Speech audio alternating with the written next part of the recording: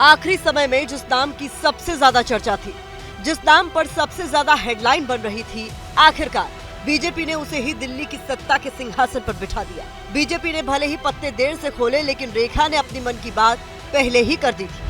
Bharatiya Janata party एक ऐसे बड़े संगठन की पार्टी है जहां पे जो भी निर्णय होता है वो सामूहिक होता है। तो आज पार्टी के पास इतनी अच्छी अच्छी चॉइसेस हैं और इतने दमदार विधायक हैं, तो पार्टी अपने निर्णय लेगी, जिसके जिम्मे जो काम लगेगा वो काम किया जाएगा। पर निश्चित रूप में दिल्ली का एक स्वर्णिम अध्याय लिखा जाएगा। भारत की बात शो में हमने 17 फरवरी को ही ये बता दिया था कि बीजेपी रेखा गुप्ता को सीएम की कुर्सी सौंप सकती है। माना यह जा रहा है कि बीजेपी की जीत में महिलाओं ने बड़ी भूमिका निभाई है। ऐसे में बीजेपी उन्हें खुश करने के लिए एक महिला को दिल्ली की कमान सौंप सकती है। अब हमारी खबर सही साबित हुई है और रेखा गुप्ता दिल्ली की नई मुख्यमंत्री चुन ली गई। हालांकि आखिरी वक्त तक उन्होंने ये जाहिर नहीं होने दिया कि उनके सिर मुख्यमंत्री का ताज सजने वाला है। बीजेपी ने चुनाव प्रचार के समय महिलाओं पर सबसे ज्यादा फोकस किया था। महिलाओं ने वोट से बीजेपी की झोली भर दी थी। अब बीजेपी ने भी रिटर्न गिफ्ट के तौर पर दिल्ली को महिला सीएम ही दी है। रेखा खुद मानती है कि मोदी की महिला नीति बेहद मजबूत है। आदरणीय प्रधानमंत्री नरेंद्र मोदी जी जिस प्रकार से हमारे देश की महिलाओं की, बहनों की, बेटियों की चिंता करते हैं, एक एक पक्ष जो बहनों से जुड़ा हुआ है, महिलाओं से जुड़ा हुआ है, उसमें आदरणीय प्रधानमंत्री ने सैकड़ों काम किया है। तो इसलिए महिलाएं मोदी जी को अपना फेवरेट मानती हैं, उनके लिए वोट करती हैं, उन्हें सपोर्ट करती हैं। और मोदी जी जिसको भी बनाए महिलाएं उसको फेवरेट मानेंगी।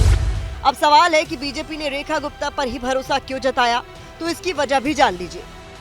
बीजेपी ने रेखा गुप्ता को सीएम पद पर बिठाकर महिला कार्ड चला है। राष्ट्रीय स्वयंसेवक संघ से जुड़ा होना भी उनके लिए प्लस पॉइंट रहा है।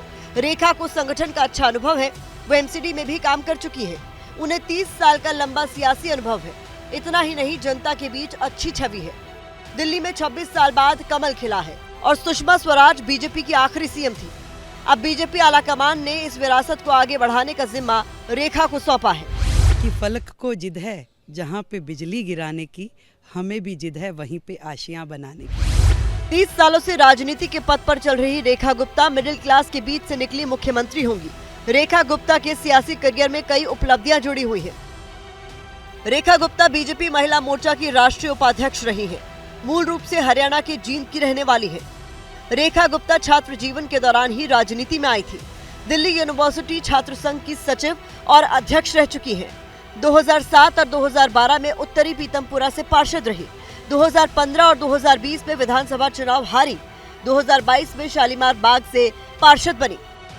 अब 2025 में वो कल शपथ लेकर दिल्ली के मुख्यमंत्री का पद संभाल लेंगे।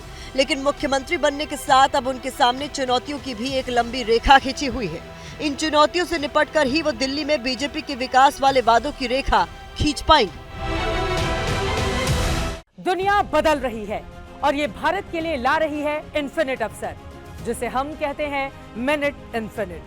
आइए आइडियाज ऑफ इंडिया के मंच पर समझे इसी मिनट इन्फिनिट को 21 और 22 फरवरी abplive.com पर।